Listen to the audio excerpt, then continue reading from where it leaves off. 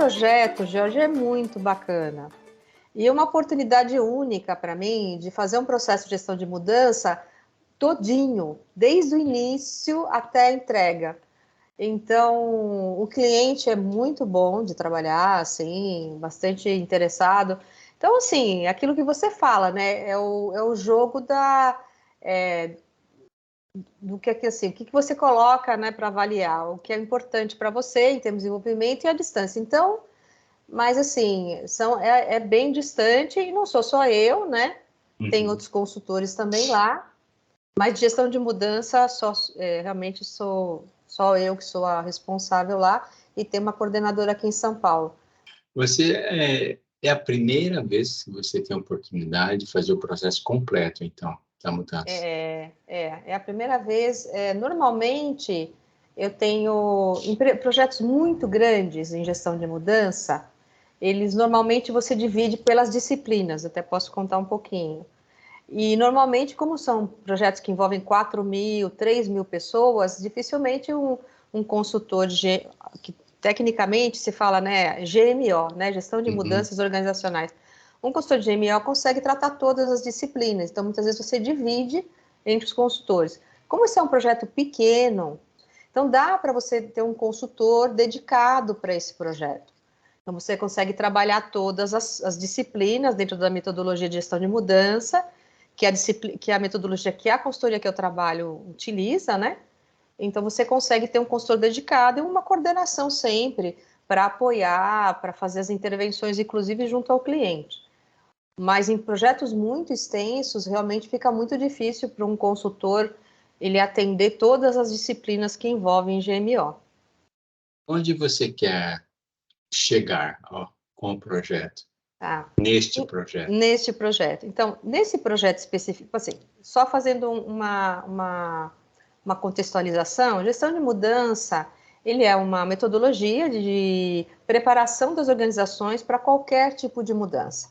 Seja uma mudança que a gente chama de transição sistêmica, quando você vai sair de um patamar sistêmico para o outro, envolve normalmente inovação, seja fusões e aquisições de empresa, por exemplo, né, uma empresa compra outra empresa e você vai ter aí uma fusão.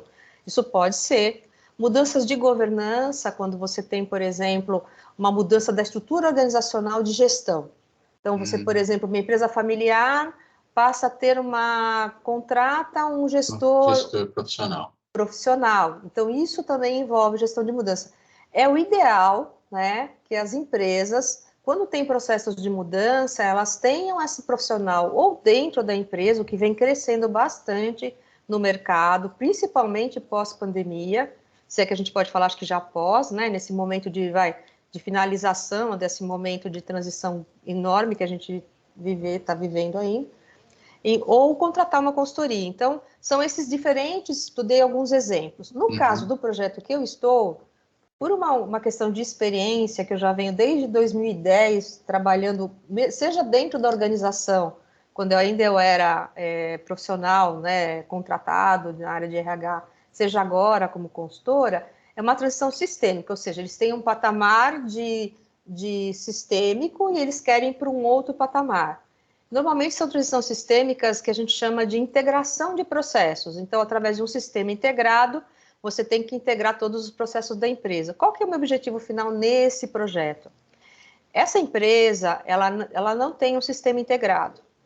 O que é um sistema integrado, Jorge? É entrar matéria-prima e sair produto acabado. Para isso, sistemicamente, você precisa integrar todas as áreas, logística, vendas e tal.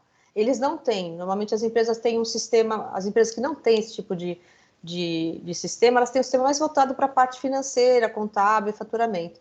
Então, eles vão fazer que assim, é um salto tecnológico dentro da estrutura de uma empresa, que é originalmente familiar. Então, qual que é o meu objetivo final? O meu objetivo final é apoiar todo esse processo de transformação para que, quando houver a mudança de sistema, e isso é uma mudança que envolve mudança cultural, envolve mudança de comportamento, envolve mudança de mentalidade, né? Mudança de mindset, porque se eu uso planilha Excel, agora eu vou ter que usar um sistema. Então, se eu controlo as minhas planilhas de Excel, elas não conversam com ninguém. mas são as minhas planilhas de Excel, o amor da minha vida. E agora eu vou ter que entrar numa tela e fazer algum tipo de transação que eu acho ainda que eu não tenho controle. Então, todas essas etapas que são comportamentais, eu preparo para quê? Para que a transição sistêmica tenha o menor impacto possível, né? Ou seja, a gente vai mitigando os problemas, identificando e mitigando os problemas, para que ao final a transição sistêmica seja uma transição de sucesso e as pessoas consigam atingir esse patamar. Ah, Mônica, isso é feito assim, termina, né, depois de um ano, na verdade, eu estou lá desde setembro do ano passado, então, desde agosto, na verdade, então eu vou ficar, na verdade, 17 meses lá. Ah, isso é feito assim, depois? Não, lógico, mesmo com toda uma preparação que você faz com as pessoas, e começa com a liderança, sempre, né, como todo projeto de mudança, você sabe que ao final você vai ter questões a serem tratadas ainda. Normalmente a gente fica depois do que a gente chama de go live sistemicamente, que é quando você implanta um sistema, a gente fica ainda, eu no caso, né, a gente fica ainda um mês acompanhando. Mas para isso tem todo um processo, são várias metodologias, várias disciplinas em cima de uma metodologia que a gente vai aplicando. Então, afinal, o que eu quero? Eu quero que as pessoas façam esse processo de transformação na organização, se transformem também, porque elas vão precisar adquirir novas habilidades, né? Desenvolver competências para desenvolvimento desse trabalho e que ela consiga, ao final, aí, fazer uma transição de sucesso. Sim. Você já usou as palavras que eu ia usar agora há pouco, né? Novas habilidades. Me pergunto, né? Que novas habilidades você teve que colocar em prática e começar a exercitar para melhor se relacionar com seus stakeholders, Exatamente essa palavra. os donos do negócio, vamos dizer assim, não da empresa propriamente, né? Eu acho que a palavra perfeita, né? A gente chama de stakeholders, e aí os stakeholders são todos, né? Desde a diretoria, é uma cooperativa, então, como uma cooperativa, são os cooperados que são os diretores, por isso que eu falo que é uma empresa familiar, depois você tem diretoria contratada, superintendência contratada, gerentes, e aí você vai por toda a cadeia até chegar no pessoal operacional, né? Então, que habilidades eu, como consultora, né, tenho que desenvolver? Bom, acho que a primeira questão que se coloca tem a ver com qual é o papel de gestão de mudança. O papel de gestão de mudança é ser a ponte entre o projeto e a organização, né? Então, eu tenho que fazer essa ponte. Para eu ser essa ponte, primeira coisa, eu preciso ouvir as pessoas. Então, eu tenho que ter uma habilidade de escuta muito grande, porque eu preciso entender quais são os medos, quais são as preocupações, quais são os receios, né? Quais são os pontos que são considerados positivos e que as pessoas precisam desenvolver. Então, tem uma escuta que vai da diretoria até o pessoal da operação, né? Então, a questão da escuta é muito importante. Um outro ponto muito importante é a habilidade de comunicação. Tá? Eu preciso entender o que é colocado e eu preciso transmitir isso de uma forma que uma metodologia como a nossa não seja uma coisa tão complicada, né? Não seja uma coisa tão difícil de absorver. Então, essa comunicação passa, por exemplo, por eu entender a cultura da empresa, e entender a cultura faz parte de qualquer metodologia de GMO, ou seja, se você não entende a cultura, você não atua sobre ela, porque você, à medida que você consegue fazer essa leitura, né, então, o que a gente vai chamar, pensando em, vamos voltar a trabalhar então com resiliência, né, que é uma das minhas formações, que justamente é nessa questão de ser especialista, né, em resiliência, é fazer a análise de contexto. Então, eu preciso ter a análise de contexto como uma habilidade para eu poder fazer essa leitura, entender qual é esse momento e entender tudo que envolve essa mudança. Porque, normalmente, Jorge, quando você tem uma mudança desse nível, a empresa está passando por uma mudança muito maior, né? Porque alguma coisa aconteceu, como acontece na nossa vida pessoal, para uma mudança. Alguma coisa nos incomodou, sim, nos tirou do momento de equilíbrio e tal. Você fala assim, bom, a organização é a mesma coisa, né? São as pessoas. Então, eu preciso fazer essa análise de contexto muito forte. Feita essa análise de contexto, eu preciso traduzir isso em coisas que as pessoas entendam, consigam compreender e tudo mais. Eu preciso me comunicar, né?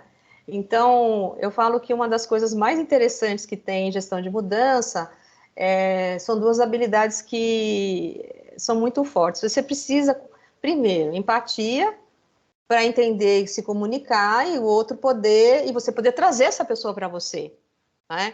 E você sabe que toda a metodologia, né, Georgia, ela tem algumas questões mais rígidas, você precisa aplicar, né? Senão não é metodologia. Mas se você não faz se você não é uma pessoa flexível no sentido de entender essa cultura e poder flexibilizar um pouco, você não atinge a tua necessidade nem ajuda o cliente, né? E conquistar e manter pessoas o tempo todo, porque se eu não faço isso, né? E assim, eu sempre brinco que sempre desgarra alguém, né? Sempre tem alguém que desgarra. Você pensa que você fez todo aquele processo, e é conquistar e manter pessoas, o que que é? O tempo todo você está conversando e pedindo feedback, né?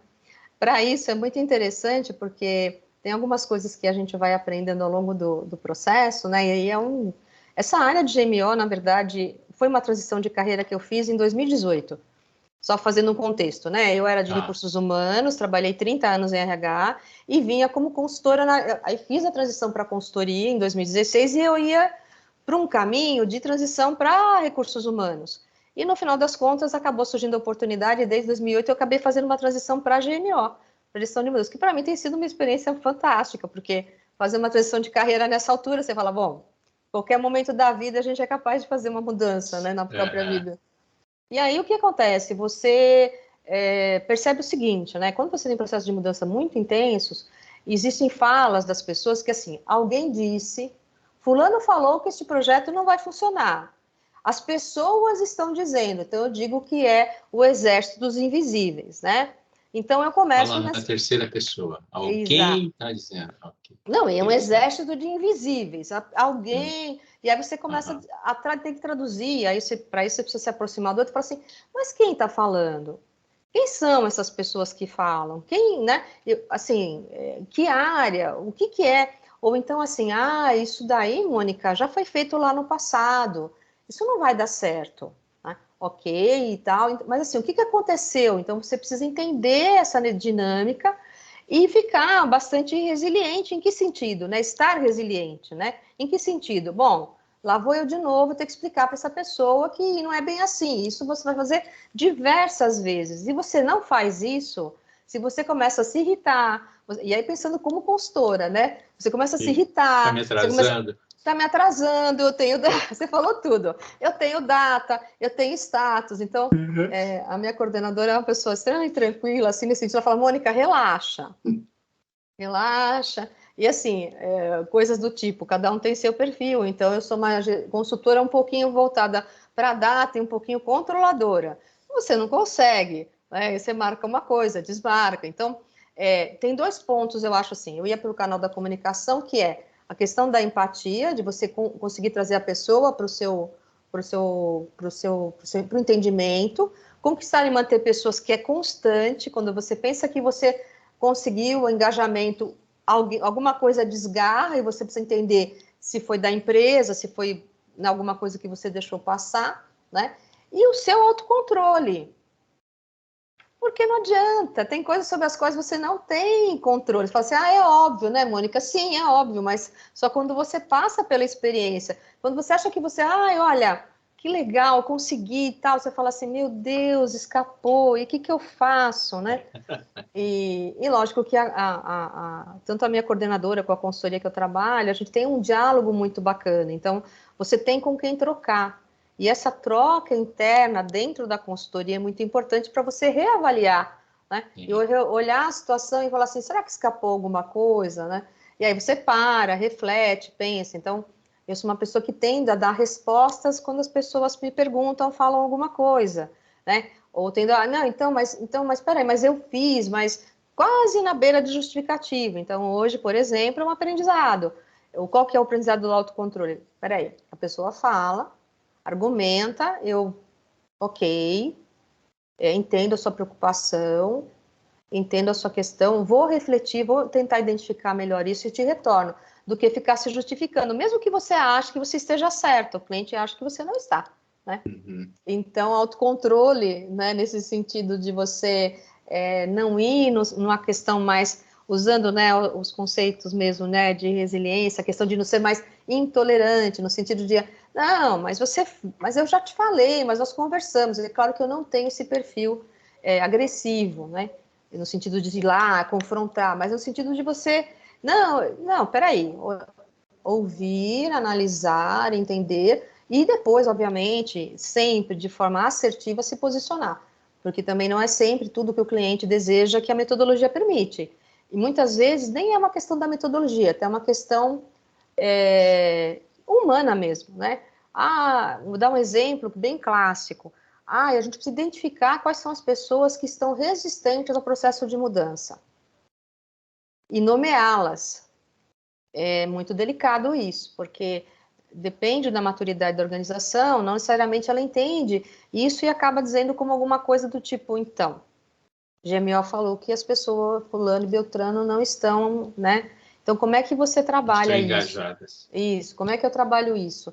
Falando para as pessoas, olha, eu não aponto pessoas, eu aponto questões. Então, por exemplo, vou dar um exemplo clássico, né? Uhum. Você tem alguém Normalmente, quem faz os projetos de gestão de mudança, a mudança sistêmica, vou dar o exemplo do que eu estou trabalhando, é o que a gente chama de usuário-chave, o key user, ou seja, ele sai da área dele, ele é escolhido e ele vai ficar num período num projeto, né? No caso aqui, transição sistêmica.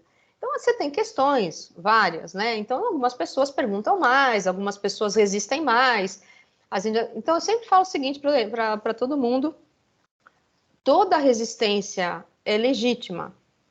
A resistência a uma mudança, ela envolve alguma necessidade não atendida. Ou a pessoa não ficou claro para ela qual é a mudança, não comunicamos o suficiente, ela precisa perguntar mais e ela não está perguntando. Então, por exemplo, quando você tem uma reunião e ninguém pergunta, fala, ai meu Deus, o que está por trás? Alguma coisa está errada, né? E às vezes a empresa se incomoda com quem pergunta muito, porque ela acha que a pessoa está atrapalhando, quando na verdade a pessoa está tentando, a princípio, ter um Organizar. maior isso, Uhum. organizar as ideias, né? Então são alguns exemplos, eu acho assim que em termos de pensando eu como profissional e a questão da resiliência, porque quem trabalha com gestão de mudança ter o conhecimento e o desenvolvimento, o autodesenvolvimento em resiliência é muito importante. Porque a partir do momento que você faz a sua leitura, você consegue ajustar também a leitura do outro. Né? Você começa a entender o outro, a leitura do outro, né? A questão seja do autocontrole, seja da empatia e principalmente, no caso, agora, eu saindo um pouco de mim, tentando fazer um pouco a leitura do usuário-chave, ou do gestor, ou da diretoria, de qualquer uma das pessoas, dos stakeholders que façam parte do processo. O quanto ele tem a autoconfiança desenvolvida para isso. Porque é uma mudança, e aí ele vai falar assim, vou dar um exemplo clássico, né? Eu falei agora há pouco das tabelinhas de Excel. Quem gosta de Excel é um verdadeiro apaixonado, porque realmente é uma ferramenta espetacular.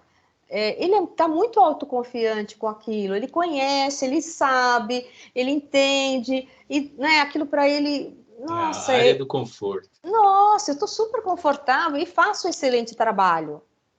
Né? Ou seja, eu tenho, Uhum. além do conforto, já tenho uma qualidade de entrega legal, mesmo que a qualidade não atenda a todas as áreas, porque essa planilha é só dele, ela não conversa com as outras áreas da empresa, né? Aí eu vou passar para ele agora um momento em que ele vai ter que fazer uma transição e que ele vai lidar com um sistema integrado, em que ele tem N possibilidades, mas até ele entender que aquilo tem um benefício, e quando a gente fala em mudança organizacional e vale para a nossa vida pessoal, eu tenho que entender qual é o benefício que eu tenho daquilo. Enquanto ele não entende qual benefício ele vai ter, ele realmente vai estar com a autoconfiança dele abalada, porque ele vai falar assim, bom, mas que isso vai acontecer? E agora? O que eu vou fazer com isso? Mas eu não vou mais ter controle? Eu não vou saber? E aí ele pode, tanto ir para um lado, que a gente comentou um pouco assim, mais da intolerância, de ser uma pessoa que reage mais, critica mais, é mais imponente, ele, né? Ou uma pessoa que fala assim, ai meu Deus, o que eu vou fazer com isso? E aí fica naquela questão mais da passividade, né? De se sentir excluído, de se sentir não fazendo parte. Ah, ninguém me perguntou, e isso daqui não faz parte de mim. O que estão fazendo com isso agora? E aí vem aquelas coisas clássicas de mudança, né? Por que que é na minha hora? Estava tudo bem assim? Por que que isso precisa acontecer na minha vez? Né? Falta 5 anos para eu aposentar. Justamente na minha vez. Justamente na minha vez, né? Eu acho que vale tanto para as pessoas que... Então, ajudar as pessoas a buscar um pensamento um pouquinho mais flexível frente à mudança, né? Olhar sobre essa mudança sobre vários aspectos. Como é que a gestão de mudança faz isso? Com muita comunicação, explicando cada etapa do projeto. Então, você tem isso de forma com frequência e sequência. Então, você publica, você distribui informação, seja pelas variados, aliás, canais. Você explica a etapa da mudança. Lá na frente, quando o projeto está mais desenvolveu um novo modelo de trabalho, a gente vai contando para as áreas o que muda na sua vida, para ela já ficar com raiva direto, ou já ficar feliz de uma vez. Quer inaugurar a raiva. Por isso que eu falo, até chegar lá no Go Live, tem tudo isso acontecendo. Então, você aumenta a comunicação para a pessoa começar a pensar estrategicamente o que essa mudança vai provocar, seja na vida dela, seja na vida da organização, né? Então, você começa a buscar canais de comunicação e, claro, que vou falar face a face, porque necessariamente é presencial. Hoje em dia a gente se comunica muito bem por aqui também, né? É um presencial por um meio de tela, mas é um presencial. A comunicação face a face ainda é bem eficaz, né? No meu caso, com você, só está faltando holografia, a gente se transportar para o outro. Não é? Quando você estabelece uma boa comunicação, não é? Quase que, assim, hoje em dia, eu sei que tem uma série de questões que as pessoas comentam, e eu não nego da dificuldade de trabalhar ainda assim, mas do ponto de vista de relação dual, você entra num nível de relação com as pessoas que você esquece que outra pessoa está lá no Japão e eu estou na China, sei lá. Sim. Ô, Mônica, eu vou retomar um pontinho que você acabou de falar aí. Fica à vontade. Que me desperta para o seguinte: você falou assim de que estamos vivendo um tempo de mudança lá no início, depois agora você disse que a própria empresa também ela se percebe numa necessidade, no incômodo, no desconforto, e aí ela precisa provocar a mudança. Perfeito. E a mudança começa de cima, preferencialmente, e vai descendo, né, para ter quem banque e dê o suporte. Os sponsors, e aí você também diz que 2 décadas de experiência, uma profissional extremamente madura no mercado. Você acredita que o nosso momento de vida no país está propício para as mudanças? Em face de nós estarmos entrando numa nova relação com a tecnologia, nós estamos, inclusive, parece que entrando numa nova relação com o mundo financeiro, com a saúde também já estamos sendo confrontados. Ou você diria assim que ainda não é o momento? Como é que você vê a gestão de mudança nas organizações nesse cenário que se criou no país? E você vai dizer, Jorge, não é só no país, é no planeta. Tudo bem, mas eu vou ficar dentro do Brasil só, por enquanto, que é muito grande já. Sim. Olha, eu acho assim, o cenário acabou ficando propício por uma exigência das mudanças de uma forma geral. Na verdade, o cenário geral gerou uma mudança, como acontece, né, na nossa vida também, de forma muito premente. Não tem como não passar por essa mudança, por todas aqui você comentou, financeira, saúde, pensando no nosso mundo organizacional e tudo mais, né? A questão é como é a leitura que a pessoa faz, a organização faz, e como ela se prepara.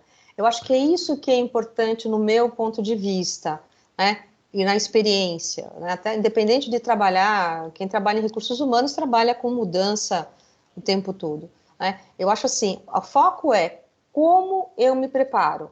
Eu, Mônica, pessoa física, eu, consultora, que faço parte de um CNPJ, né? E o cliente, né? Então, é isso que eu acho que é o grande sucesso, porque o cenário, ele é o que ele é, né? Desafiador, intrigante, agressivo, muitas vezes, né? Nos coloca em cenário, nos coloca em situações que a gente nunca imaginou que iria passar, e no momento em que você tem uma situação que você acha que você está saindo de um processo mais caótico, mais difícil, surge outro processo que se emenda a esse e ele atinge a economia. Eu não vou envolver exatamente as questões, mas todo mundo sabe o que está acontecendo no mundo, né? Então, você pensa que você está numa retomada, aí vem novas situações, e isso afeta a economia, envolve relacionamento. Então, essa engrenagem, da mudança, eu falo engrenagem porque ela pode ser nociva, realmente, ela pode nos fazer ir de uma forma tão ruim que você não consiga sair dela. O que eu acho que é o diferencial? É você se preparar. É você ler o cenário e se preparar. É difícil? É difícil. Não estou dizendo que é uma coisa fácil. Se eu, como pessoa física, né, se eu tenho uma questão, eu preciso buscar ajuda especializada. Sim. Seja ela qual for. Né? Aqui eu me senti mais à vontade. Se é uma organização, ela precisa olhar seus colaboradores e entender como eles estão e o que eles precisam. Isso. Né? Aí você está me levando para um ponto que eu quero assim, ver como você pensa.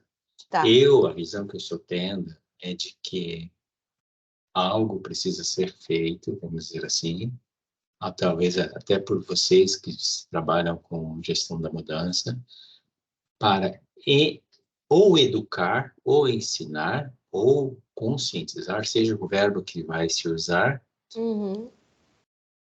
a população, ou a população que trabalha, porque a visão que eu estou tendo é de que não perceberam, não se deram conta de que a gente passou por transformações violentas e estão voltando sem promover as grandes mudanças em si ou nos sistemas também. Eu não sei se na sua realidade está de pessoas que você conhece, de colegas de trabalho e tal, está tendo de que as pessoas estão voltando como se estivessem em 1990, em 2000, e trabalhando e se dedicando, e debaixo já de um regime de novo, que não se provou como fracassado. E estão voltando iguaizinhas. Eu acho que tem dois movimentos, Jorge. Eu acho que tem sim um movimento das pessoas voltarem porque elas querem, assim, como é que eu posso, ilusoriamente, voltar ao estágio inicial. Mas eu sinto, por outro lado, pessoas e grupos de pessoas e empresas também que estão fazendo movimentos de mudança. Então, assim, eu acho que você tem... Agora, como é que a gente não consegue precisar numa balança... Ok, sim, é muito cedo para isso. Mas eu percebo o seguinte, eu percebo sim, você tem um grupo de pessoas, vou falar grupo que eu não consigo identificar, mas existem pessoas e organizações que estão tentando voltar ao patamar anterior. Vai ser uma dor, vai ser um sofrimento absurdo, porque não tem como você voltar para o patamar anterior. Não sei se a palavra ficou correta, patamar anterior, mas enfim, é o estágio anterior, acho que a palavra... Modo de funcionar modo anterior. de funcionamento, patamar não ficou bom. Sim. Modo de funcionamento anterior. Entendi. Então, o que vai acontecer? Como nós, né, como você passa por uma mudança muito grande, e aí você quer tentar voltar para o estágio inicial. Com certeza aí vai se instalar algum tipo de dor, sofrimento ou doença, né? Uma escala, né? E eu percebo pessoas e organizações com movimentos muito importantes, muito interessantes de, ok, passei por isso, não foi fácil, foi dolorido e tal, mas eu vou buscar, eu vou tentar entender, né? Então, por exemplo, né, esse cliente que eu estou agora, a questão de gestão de mudança não veio para ele por causa da pandemia, ok? Já estava anterior. Mas ele buscou, né, eu falo nosso sponsor, ele buscou a gestão de mudança porque ele viveu isso em outro projeto, numa outra empresa. E aí ele buscou esse recurso, né, essa metodologia, para conseguir amparar o processo dele de mudança organizacional, porque ele foi contratado, ele é um profissional de tecnologia que foi contratado para implantar, fazer essa mudança, não só essa mudança sistêmica, ele está criando uma grande plataforma sistêmica numa cooperativa que cresce 30% ao ano, então não tem como, né, ela se manter no mesmo patamar. Então, o que ele fez? Ele teve uma experiência positiva, vendeu isso para a organização e trouxe a gente, inclusive, antes da consultoria sistêmica. Esse exemplo diz o quê? Você passou por uma experiência, provavelmente ele participou por uma experiência ruim, depois ele teve uma experiência boa, e aí ele está trazendo a mesma coisa a nós, né? Ou seja, eu vinha num momento de vida, passei 2 anos e pouco nesse processo. Bom, peraí, o que eu fiz durante esse tempo? Fiz isso, fiz aquilo, trabalhei, busquei e tudo mais, e agora, né? Claro, né, Jorge, nós estamos falando isso sem pensar nas pessoas que realmente adoeceram fortemente, né, tiveram perdas, né, não quero ser rasa na análise nem profunda porque eu não tenho dado, mas pensando do ponto de vista geral, eu acho que tem movimentos.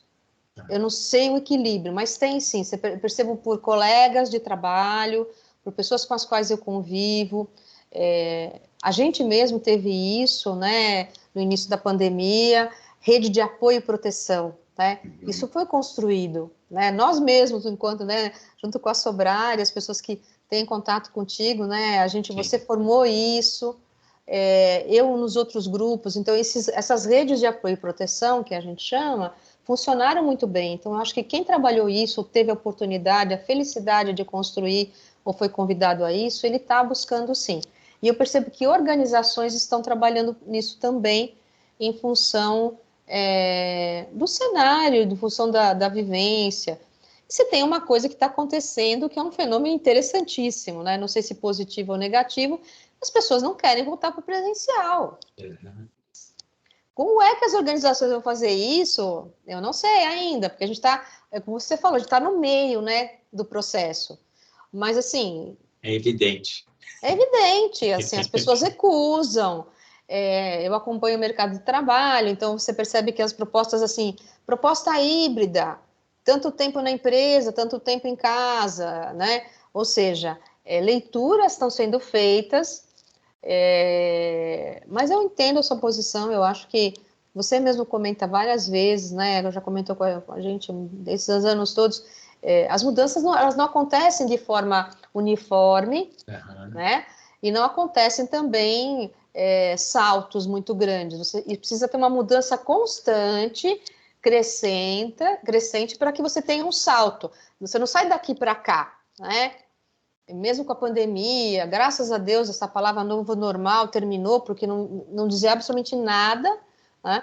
Ou seja, não dá para sair de um patamar aqui e pular, gente, isso não existe. É só você ver, se a gente puder fazer um exemplo simples, é só você ver, você observar o que é um treinador, um esportista olímpico, o quanto ele treina, quando a gente fala em resiliência, o quanto a gente tem que treinar, Mas eu acho que tem movimentos, respondendo a sua pergunta, mas tem sim. E quem ficar ainda tentando voltar para a área de conforto, a gente sabe, como profissional que trabalha com pessoas, seja você em clínica, eu no desenvolvimento organizacional, a gente sabe que isso não dá um bom resultado em termos emocionais, pessoais. Senão a organização cresce e se desenvolve e as pessoas precisam acompanhar. E, na verdade, quem faz a mudança são as pessoas, né? Então, eu preciso ter esse olhar. É sempre muito bom estar na Sobrare, é sempre muito bom trocar ideias, conversar, né, sobre temas que a gente gosta muito, né, Jorge? Que a gente tem um verdadeiro apreço e um propósito, na verdade, de vida, né, no sentido do desenvolvimento humano pelos mais variados caminhos. Eu acho que isso é um propósito de vida que a gente compartilha. Sim. Obrigado, mãe.